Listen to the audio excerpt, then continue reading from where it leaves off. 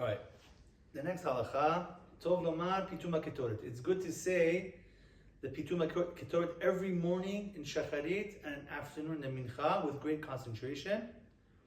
And before we say the ketoret in the shacharit, we say Atahu Elokeinu, you are God, our master. To our ancestors, offer the ketoret incense, etc., etc. That's in the Sidur. And we do not ask God to consider our reciting the ketoret as if we had offered it. The reason is, because let me explain. Korbanot, when we read it, we're saying this is in place of the korban. It doesn't exist anymore because we're not the Bet HaMikdash. But with ketoret, we don't say that.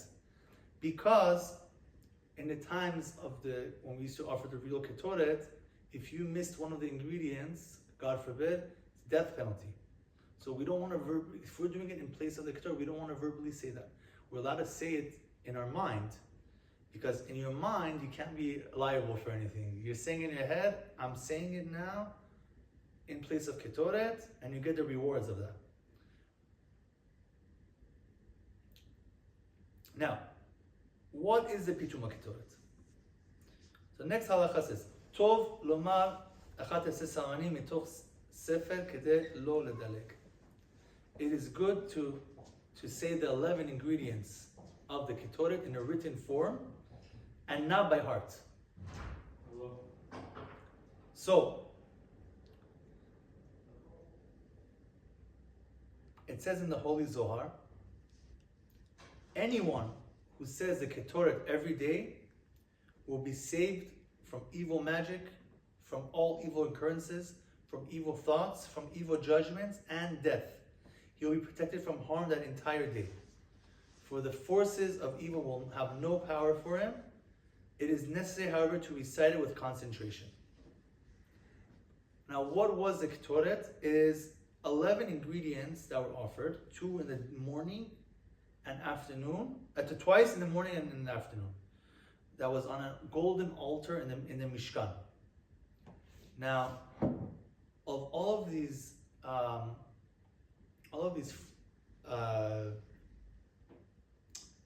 ingredients, one of them had a bad smell. The rest smelled very good. And the fact that it has a good smell, it teaches us, or represents Israel's responsibility and desire to serve God in a manner pleasing to Him. However, there's one spice that doesn't smell good. It's called chelbena, galbanam. And it had a bad smell. And the Chachamim said in Masechet Kritot Vav Amud Bet that sinners should be included with the community in its prayers. Thus, the incense expresses the idea of Jewish unity, that everybody, righteous and sinner, have a share in the service of God. So God says, I want to throw in one bad smell, or the rest are good smells, to show you that also as a nation, we have good people in the Jewish community. But we should all still be united as one nation. Also, the word sibur, tzadi bet resh, sadik, benoni, rasha, righteous, average, and sinner. That's called a sibur. Sibur means the public.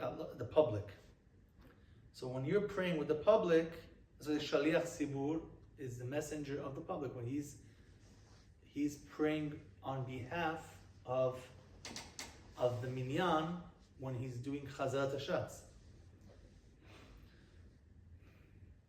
And that is why when a sinner wants to bring a korban, he's not rejected. We don't say, oh, you're a sinner, get out of here.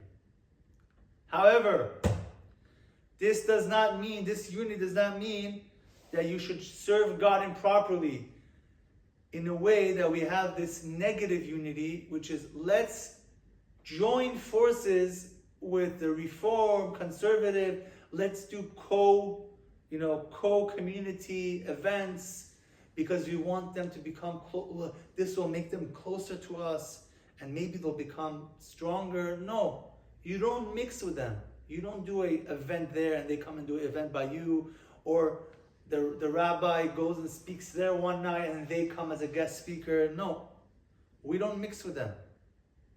It is forbidden to do such a thing.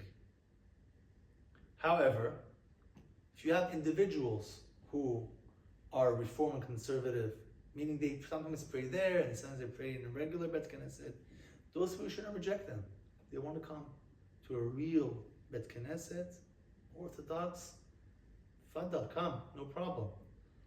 But to go and have any cooperation with their organizations is forbidden. Now, besides the symbolic reasons of the Ketoret, the action of incense has special powers when offered. In addition to, we said reading the passages has special powers. The Zohar teaches anyone who is pursued by punishments needs the Ketoret to repent before his master. This will help to fend off the punishments. If he regularly recites it twice daily, morning and afternoon, they will definitely leave him unharmed. So it's very important to say it, and you should know what you're saying, the meaning of the words. Now, the next halacha says, Yesh lomar lichtov parashat pitum haketoret ala klaf. Some hold that you could write the ketoret on a parchment, and then you have people who pull it out during the shacharit, and they read it on a parchment. So some, they pay a scribe to write it for them, and it is taught that whoever reads it on a parchment will have a segula for parnasah, meaning it makes you rich, is auspicious, and auspicious practice. How do they know this?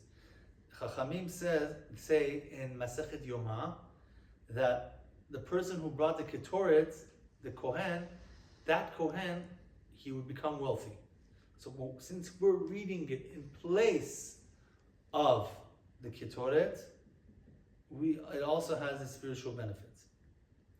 The question is, how does the Shulchan Aruch forbid us to write on parchment? Yet we could read it. If someone already wrote it, for example, we're allowed to buy it from him. How is that okay?